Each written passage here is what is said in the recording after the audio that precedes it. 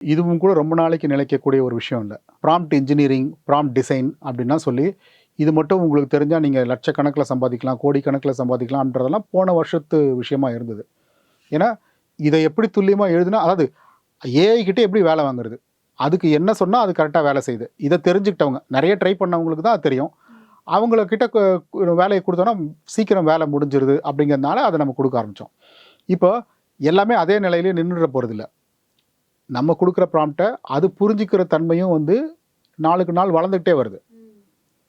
அப்போ common man சொல்லக்கூடிய simple விஷயங்களே எடுத்தே அதால் ப்ராசஸ் பண்ண முடியும். இதில் இன்னொன்று என்ன பண்ணுறாங்கன்னா, நீங்கள் ஒன்று சொல்லுங்கள், அதை சொன்னதை எடுத்து சிம்பிளாக சொல்லியிருக்கீங்க.